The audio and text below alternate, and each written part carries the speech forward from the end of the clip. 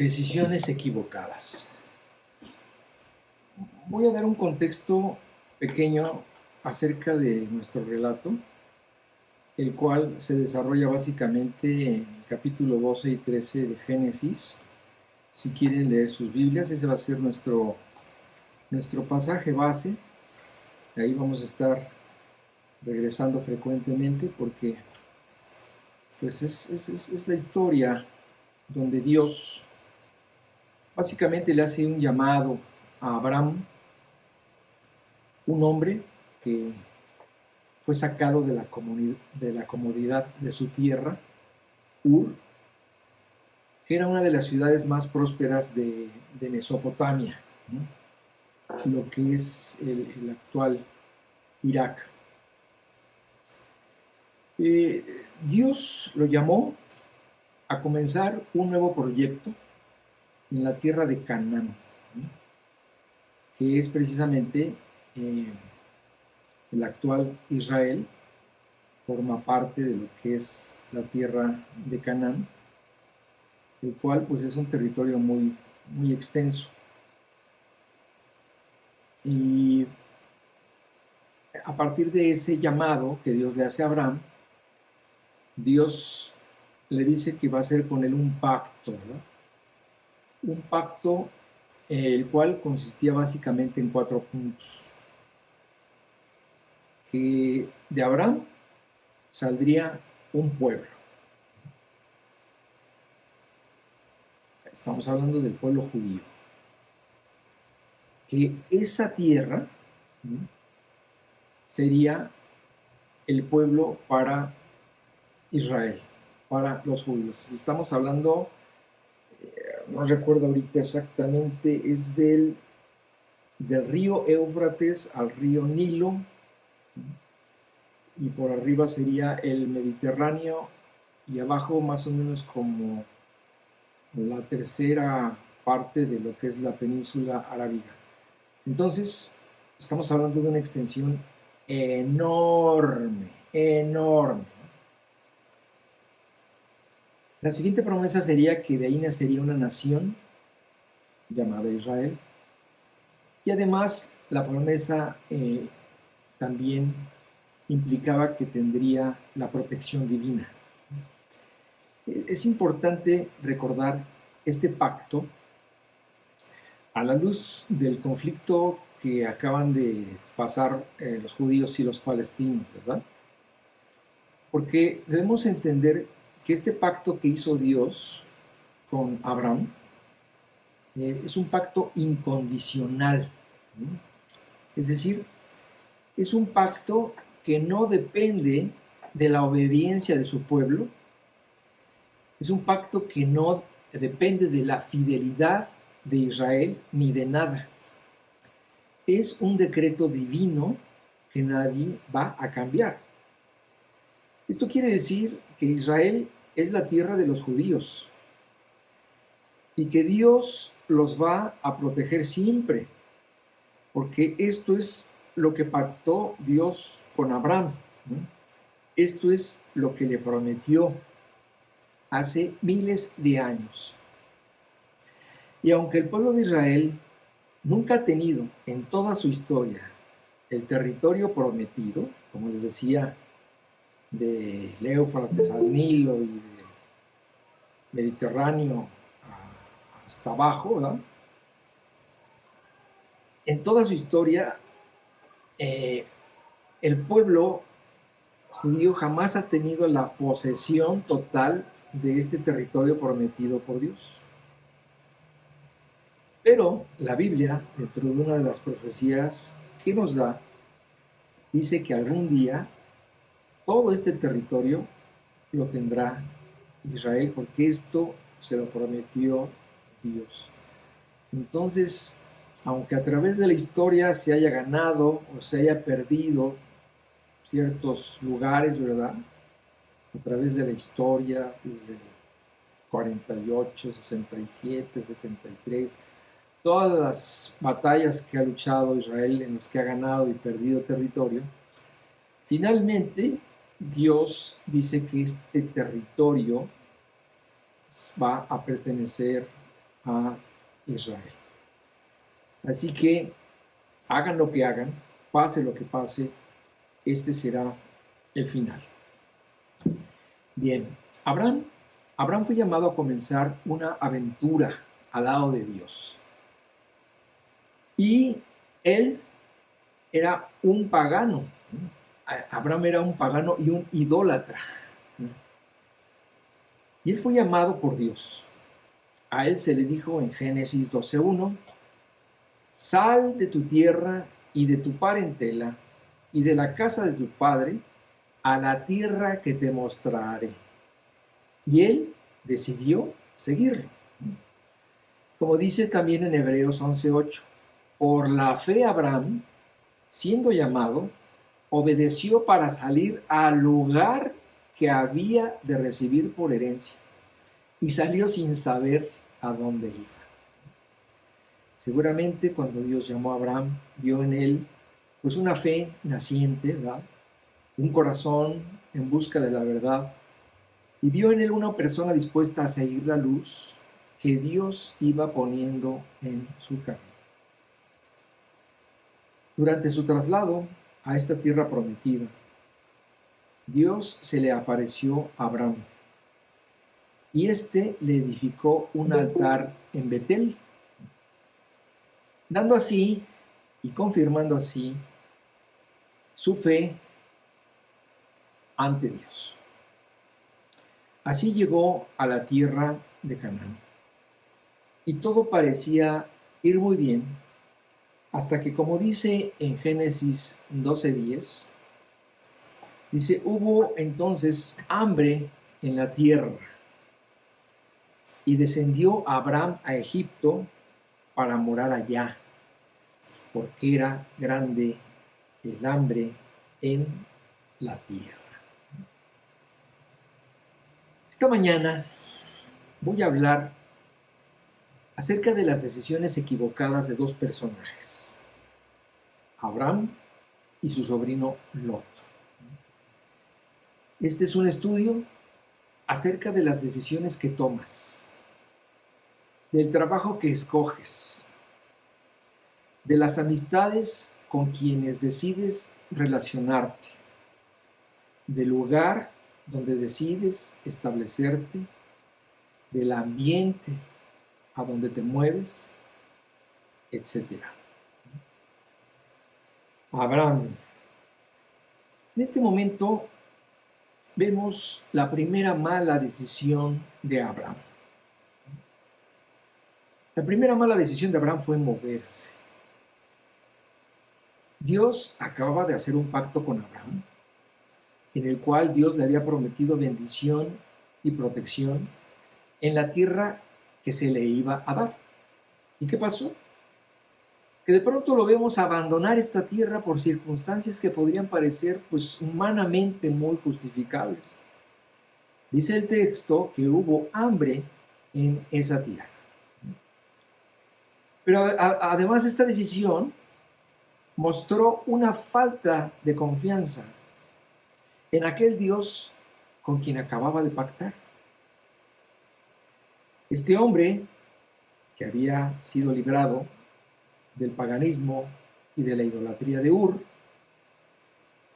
se mudaba al centro mundial del paganismo y de la idolatría, que era Egipto. Y es que como humanos, pues nos espantamos con las circunstancias, ¿verdad? Nos apanica la falta de empleo, la falta de comida y techo. Nos aterran las enfermedades, le tememos a la muerte. Y nos desespera que las cosas se salgan de nuestro control. Pero como dice el versículo 7, Dios se le había aparecido personalmente a Abraham. Dice, y apareció Jehová a Abraham y le dijo, a tu descendencia daré esta tierra. Y fue cuando edificó un altar a Jehová, el que se le había aparecido, ¿verdad?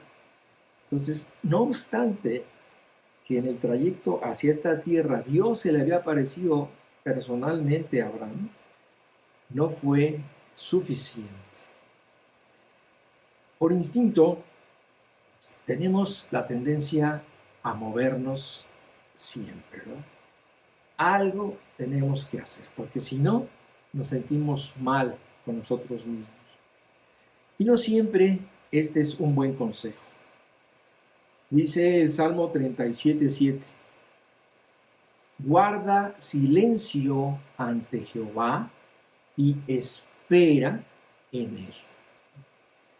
A veces, lo único que Dios quiere es que nos quedemos quietos y que esperemos. Y si Dios te dice que te muevas, muévete. Pero si no te lo dice, no lo hagas.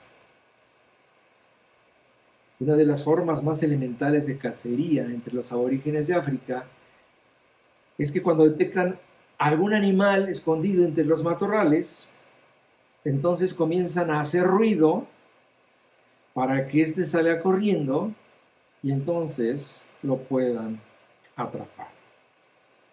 Así le pasó a Abraham. Oyó ruido y salió corriendo. ¿Qué hubiera pasado si hubiera confiado en la promesa de Dios de que Él lo protegería y lo bendeciría en la tierra a donde lo había mandado? No sabemos cómo, pero hubiera sido ayudado por Dios. En otro momento de la historia, en circunstancias similares de hambruna, Dios mandó alimento del cielo para alimentar a su pueblo y lo hizo durante 40 años. Así que una hambruna no hubiera representado un problema para Dios. Sin embargo, a nosotros nos da por correr y hacer algo. Y muchas veces me preguntan, bueno, después de que me presenten alguna situación, la pregunta es, oye Jaime, ¿y cómo va a arreglar Dios mis problemas? Y yo les contesto, pues no lo sé. Sería muy pretencioso decir que yo sé cómo Dios va a contestar tus oraciones. Nadie lo sabe. Pero debemos confiar en que Dios lo hará. ¿Por qué? Porque Él es el único que no tiene problemas para crear algo de la nada si es necesario, o para mover las circunstancias que parecían inamovibles, o para suplir nuestra necesidad por muy grande que ésta sea. Quizás Él está esperando que en vez de que salgas corriendo, guardes silencio ante Él, vayas y lo busques a Él y esperes que Él te diga qué es lo que tienes que hacer antes de salir corriendo. Ya si Él se mueve a tu favor, qué bueno. Y si no lo hace, también. Porque lo único que estará haciendo es manifestar cuál es su voluntad respecto a tu problema. Y sabemos, como dice la Biblia, que su voluntad, cualquiera que ésta sea, es buena, agradable y perfecta, como dice precisamente la Biblia en Romanos 12, versículo 2. Vamos a recordarlo para que no se nos olvide. Dice, no os conforméis a este siglo, sino transformaos por medio de la renovación de vuestro entendimiento, para que comprobéis cuál sea la voluntad, la buena voluntad de Dios, agradable y perfecta. Muy bien. ¿Qué es lo que pasó? Abraham agarró sus cosas y se fue a Egipto. Y los problemas no se hicieron esperar. El primero fue por causa de Sarai, su esposa, la cual era una mujer muy bella. Ella tendría en ese momento 65 años, pero para los estándares de aquella época era una mujer de mediana edad. Dice más adelante en el capítulo 23 que ella murió a los 127 años. El caso es que Abraham sabía que ella sería una tentación para los reyes egipcios. Así que antes de entrar, ideó un plan. Vamos a ver cuál fue la maravillosa solución que se le ocurrió a Abraham antes de entrar a Egipto. Dice, y Abraham respondió, porque dije para mí, ciertamente no hay temor de Dios en este lugar, hablando de Egipto, ¿verdad? Y me matarán por causa de mi mujer. Y a la verdad también es mi hermana, hija de mi padre, mas no hija de mi madre, y la tomé por mujer. Y cuando Dios me hizo entrar, cuando Dios me hizo errante de la casa de mi padre, yo le dije, esta es la merced que tú harás conmigo, que en todos los lugares a donde lleguemos, digas de mí, mi hermano es. Ok, aquí estamos viendo el segundo error de Abraham. Él dijo una mentira. Tú puedes decir, bueno, ¿a quién se le ocurriría decir este disparate, ¿verdad? Decir que su mujer era su hermana. A él. Y este fue el segundo error de Abraham, que fue consecuencia del primero. Es decir, habiéndose alejado de Dios, dice la Biblia, que descendió a Egipto. Abraham dijo una verdad a medias. Sarai en realidad era su media hermana. Compartían el mismo padre y así se habían casado. Pero finalmente para Dios la mentira es la mentira y Él nunca la prosperará. Y entonces lo que vemos aquí, más que nada, es una tendencia en Abraham. La tendencia a tomar las cosas en sus manos. Francamente, Abraham se quiso pasar de vivo y lo que consiguió fue crear un gran problema, ya que el hombre más poderoso del reino, más poderoso de ese tiempo, el faraón de Egipto, comenzó a pretender a Sarai. Abraham comenzó tomando una mala decisión y continuó de esa manera. Generalmente un acierto te lleva a otro acierto y un error te lleva a otro. ¿Por qué? No es porque entres a una racha de buena o mala suerte, sino más bien porque entras en una forma de ser, en una tendencia de comportamiento. Y como les dije, la tendencia de Abraham era a tomar las cosas en sus manos, a tener la iniciativa arrebatada de moverse antes de tiempo. Abraham no solo mintió, sino que se aprovechó de la mentira. Fíjense cómo dice en Génesis 12:16. Dice que mientras la mentira funcionó, todos le empezaron a dar regalos al supuesto cuñado.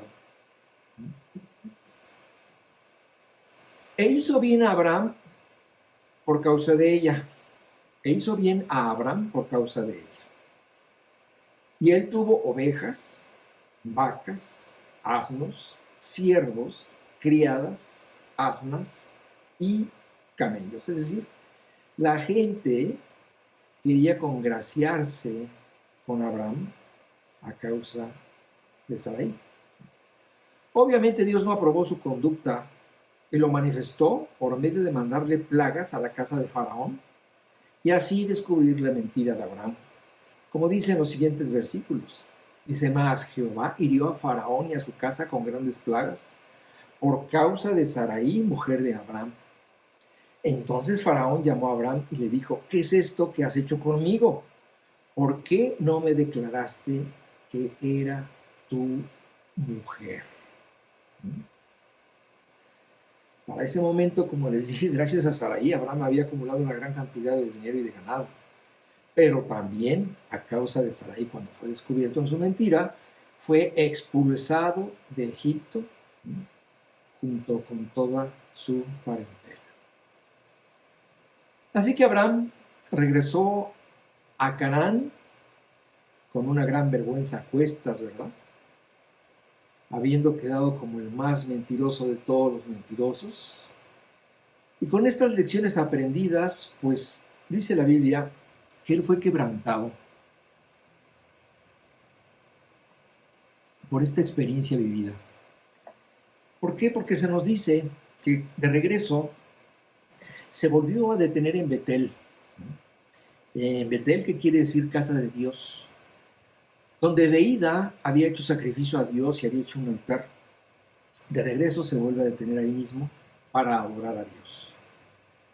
Con este hecho, él nos estaba demostrando que él no solamente estaba regresando físicamente a Canaán, sino que también estaba regresando espiritualmente al lado de Dios.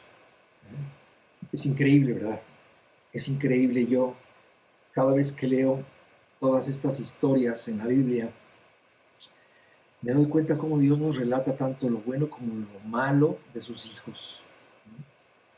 Ya que Él quiere mostrarnos que, pues, somos humanos, y mientras que vivamos en este mundo, pues nunca alcanzaremos la perfección. Y Dios se encarga de mostrar estos defectos de estos grandes hombres para que aprendamos de ellos, ¿verdad?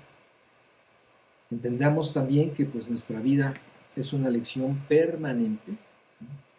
Es una lección de aprendizaje y de crecimiento que no va a terminar hasta que todos nosotros moramos y, como les he dicho antes, seamos transformados y ya alcancemos la perfección cuando estemos al lado de Dios. Lot. Bueno, hasta aquí hay dos personajes que han llenado la escena: Abraham como fundador de una nación y Sarai como la esposa a través de cuyo vientre comenzaría la descendencia del Mesías. Otro personaje que se involucra en esta historia se refiere a Lot, ¿verdad? Habiendo fallecido su padre y su abuelo, Lot se quedó a cargo de su tío Abraham. Este salió, pues, con su tío de Ur y fue testigo de todas las cosas que le sucedieron. Por obvias razones, pues Abraham influyó mucho en la vida de su sobrino, para bien y para mal. Como ya les dije, Abraham se convirtió en un hombre muy rico, y por ende su sobrino también. Entonces se creó una situación que se produjo por la enorme cantidad de recursos familiares.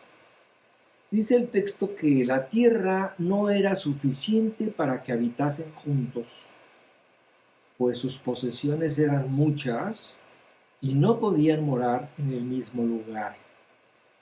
Entonces, este conflicto comenzó porque los pastores de Abraham y los de Lot comenzaron a pelearse los pastos, ¿verdad?, para su ganado. Esta situación pues puso en evidencia que tenían que separarse.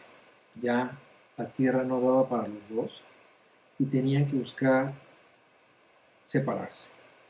Pero Abraham ya había aprendido la lección. En Génesis 13 se nos dice lo que hizo cada uno. Abraham se aferró a Canaán. Después de lo que había sucedido, Abraham jamás se alejaría de Dios. De ninguna manera dejaría la tierra prometida. Así que decidió confiar en Dios y le propuso a Lot que escogiera la tierra a donde se iría, con toda su gente. Y entonces dice el texto que él escogió la rica llanura del Jordán. Obviamente Lot no tenía la visión de Abraham y solo analizó las ventajas del terreno, el agua que tenían, el clima, etc. Él escogió una muy buena tierra, pero no consultó a Dios. Es decir, vio su conveniencia momentánea. Se fijó solo en lo terrenal, pero nunca en lo espiritual.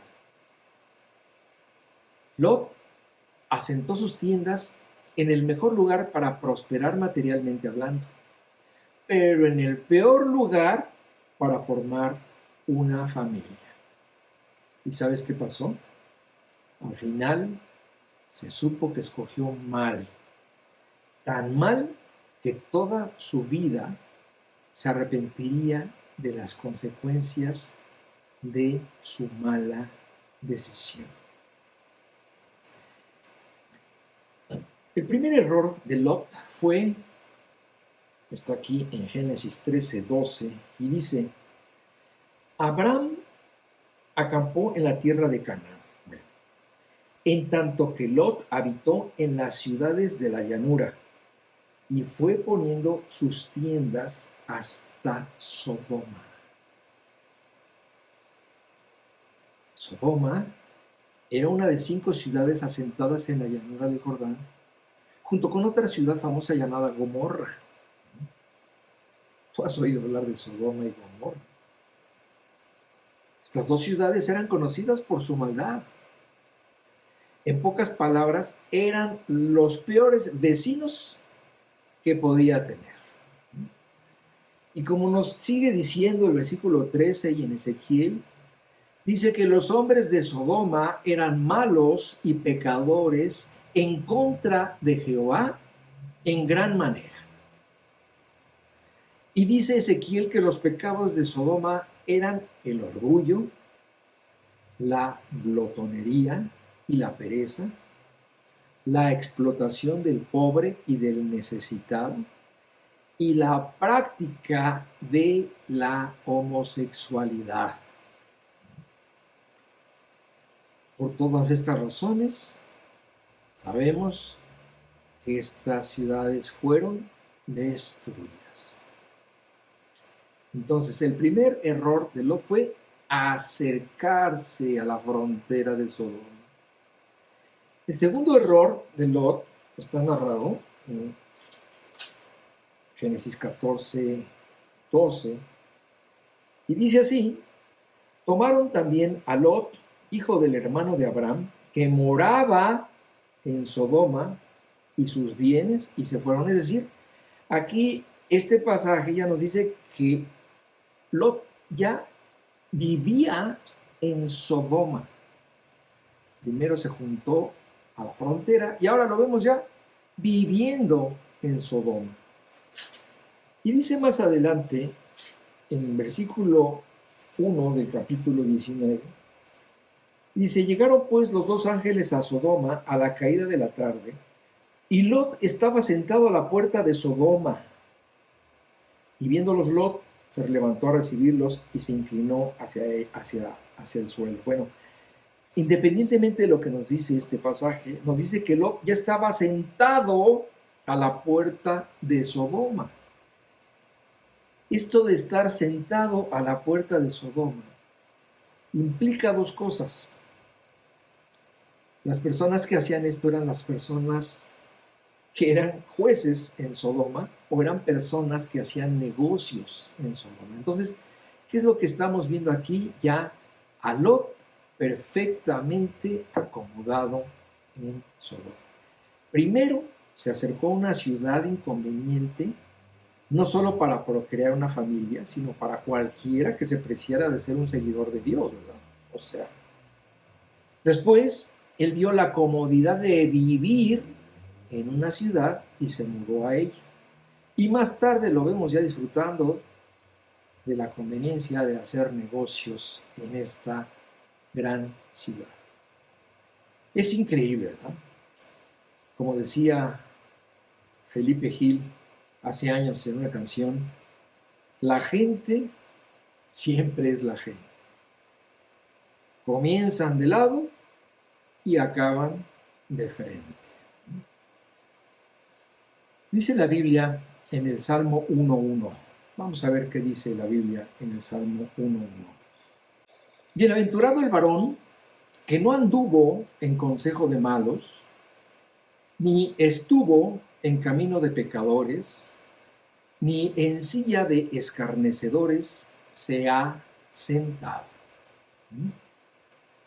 Fíjate qué interesante. Dice aquí el salmista: bienaventurada aquella persona que no anduvo, es decir, Lo primero que hizo fue no acercarse a este tipo de gente, ¿verdad? Esto es lo que produce en alguien una vida bienaventurada. Primero, no anduvo, no se acercó a los malos. Dice, ni estuvo en camino de pecadores, es decir, no se juntó con ellos, ni se puso a convivir con ellos, es decir, no participó con ellos de su forma de vivir. Esta es la recomendación del salmista. No te juntes, no te acerques, no convivas. Pero vemos que aquí Lot hizo exactamente lo contrario al consejo del salmista. Y las consecuencias fueron realmente funestas. Si tú lees todos estos pasajes, te das cuenta de cómo le fue a Lot. Dice en Génesis 14, 12 y 13, que llegó un momento en que estos cuates secuestraron a Lot. Y Abraham, su tío, tuvo que ir en su rescate. Fíjate, dice el versículo 12 y 13 del capítulo 14. Tomaron también a Lot, hijo del hermano de Abraham, que moraba en Sodoma, y sus bienes y se fueron. Y vino uno de los que escaparon y lo anunció a Abraham, el hebreo, que habitaba en el encinar de Mamre, el amorreo, hermano de Escol y hermano de Aner, los cuales eran aliados de Abraham. Más adelante vemos que Abraham hace todo un acopio de fuerzas entre sus vecinos y aliados para ir a rescatar a Lot del secuestro junto con sus bienes. Más adelante, en el capítulo 19, en el versículo 5, dice que quisieron, en un momento dado, las personas que vivían en Sodoma, quisieron violar a los invitados de Lot. Dice el versículo 5, y llamaron a Lot y le dijeron, ¿dónde están los varones que vinieron a ti esta noche? Sácalos para que los conozcamos. Esta palabra tiene una connotación sexual. Más adelante vemos en el versículo 15 que finalmente ante la necedad de de Lot, porque Dios había determinado que tanto Sodoma y Gomorra fueran destruidos, Lot no se quería salir de ahí y tuvo que ser sacado a la fuerza, porque estas ciudades iban a ser destruidas por Dios. Y dice, y al rayar el alba, los ángeles daban prisa a Lot, diciendo, levántate, toma tu mujer y tus 2 hijas que se hallan aquí, para que no perezcas en el castigo de la ciudad. Más adelante nos damos cuenta que Lot perdió a su esposa. Dice el versículo 26. Entonces la mujer de Lot miró atrás a espaldas de él y se volvió estatua de sal. Y finalmente, en una de las escenas más tristes de la Biblia, nos dice que sus 2 hijas enloquecieron. Aquí nos narra el diálogo entre las 2 hermanas, las 2 hijas de Lot, diciendo, ven, demos a beber vino a nuestro padre y durmamos con él y conservaremos de nuestro padre descendencia. Vemos aquí un deterioro espantoso en la vida de un creyente. Porque según 2 de Pedro 2, 7 y 8, dice que él era un hombre justo, que él era un creyente que vivía en sufrimiento en medio de lo que vivía y de lo que veía. Pero desde luego vemos que era un creyente absolutamente un cobarde, sin carácter, que en vez de salir huyendo de ahí por bien de él y el de su familia, buscó su conveniencia y por codicia se fue metiendo en una sociedad de donde solamente obtendría una vida cómoda y próspera, pero no sería librado de la influencia de una sociedad completamente hundida en el pecado. Y el precio que él pagó fue muy alto. Casi pierde la vida, pero también sí perdió a su familia. Definitivamente hay de decisiones a decisiones, ¿verdad? Y por lo tanto también hay de consecuencias a consecuencias. No es lo mismo que compres unos zapatos y que luego ya no los uses porque ya no te gustaron, ¿verdad? A que te cases con la persona equivocada. Algunas malas decisiones traerán peores cosechas que otras, pero siempre habrá una cosecha. Como les dije al principio, estudiar la vida de Abraham y de Lot tiene por objetivo ver que las decisiones que estás tomando todos los días no solo te van a afectar a ti, sino también a tus seres queridos. Cuando uno toma malas decisiones, pues sería bueno que solo tú fueras el afectado, ¿verdad? Pero no, casi nunca es así. Si tú eres un padre de familia, eres un jefe, eres un líder, etc., las consecuencias de tus actos afectarán también a otros. Por esta razón, uno siempre debe tener la visión de, bueno, ¿qué pasará con los que te rodean en la toma de decisiones? Antes de tomar una decisión importante, tienes que orar a Dios para que seas guiado. Antes de tomar una decisión, pisa 2 veces el terreno. Recuerdo las palabras de mi papá cuando luego nos poníamos a trabajar en la casa. Me decía, mide 2 veces porque solo podrás cortar una vez. Y así es.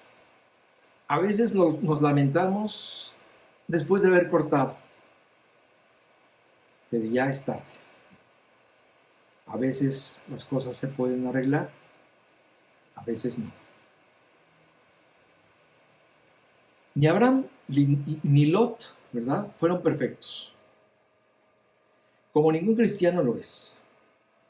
Pero la gran diferencia entre ellos es que Abraham, a partir de sus amargas experiencias, decidió regresar a la comunión con Dios. Dice la Biblia que él se instaló en Hebrón, que quiere decir comunión. Porque como dice en Hebreos 11:10, él esperaba la ciudad que tiene fundamentos, cuyo arquitecto y constructor es Dios. En contraste, Lot se quedó atorado en el limbo de su frialdad. Se volvió un ser extraño y temeroso. En vez de buscar la comunión con Dios, se quedó solo. Y hasta donde sabemos, lo vemos viviendo en soledad, en una cueva con sus 2 hijas. Conclusión. La pregunta de hoy es respecto a lo que tú tienes en cuenta para tomar una decisión. Lo que tú tomas en cuenta para ver de qué forma vas a afectar a la gente que te rodea. De cómo tomas una decisión para juntarte con ciertos tipos de personas, para ir a ciertos lugares, para escuchar las voces que aceptas oír, para seguir las filosofías de vida que decides escuchar. Nadie, absolutamente nadie es inmune a las influencias que nos rodean. Un creyente debe estar siempre a la defensiva, ¿no? Analizar lo que escuchas, pasar por el tamiz de la verdad de la palabra, lo que oyes, para ver si lo aceptas o lo rechazas. La actitud del creyente debe ser siempre contraatacar a través de mantener nuestras mentes inmersas en la santidad de la verdad, en la palabra, lavándonos constantemente de esta contaminación que nos bombardea todos los días y que la única forma que tenemos para limpiarnos de ella es con el agua de la palabra.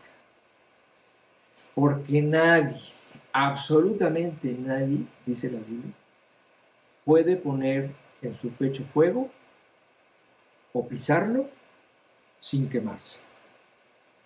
Como dice Proverbios 6, versículo 27 y 28. Fíjense qué hermoso versículo y qué advertencia. Dice: ¿tomará el hombre fuego en su seno sin que sus vestidos ardan?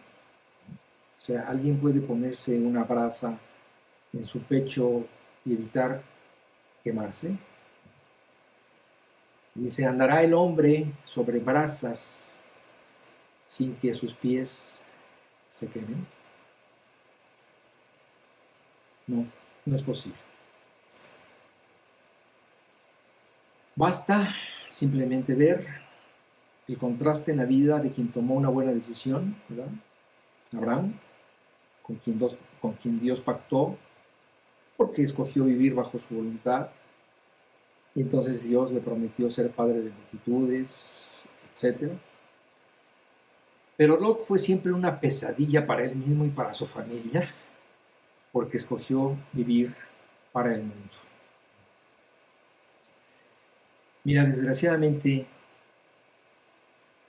hoy en día te podría decir que yo conozco creyentes que en estos momentos están desesperados, están angustiados, porque están viviendo las consecuencias de las muchas decisiones equivocadas que tomaron hace muchos años. Y ahora se extrañan de que no tienen una vida normal, que no tienen una relación normal, que no tienen una familia estable o no tienen la paz que desearían tener. No se dan cuenta de que están viviendo la época de la cosecha. Y que si antes no tuvieron el temor a Dios para tomar decisiones equivocadas, ahora están pagando las consecuencias de toda una vida de desobediencia y de rebeldía que obviamente no se le desea a nadie. Pero finalmente, esto es lo que la Biblia le llama la ley de la cosecha. Fíjense cómo dice Gálatas 6:7. Dice: no os engañéis, Dios no puede ser burlado, pues todo lo que el hombre sembrare, esto también segará. Todo lo que el hombre siembra, eso cosecha.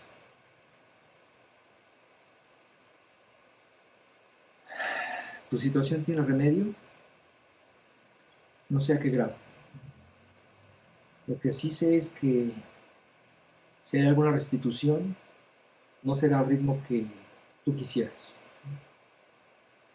En este tiempo de disciplina, que no es otra cosa, deberías aprender y a esperar en los tiempos de Dios. ¿Okay? Que Dios te bendiga. Maranata.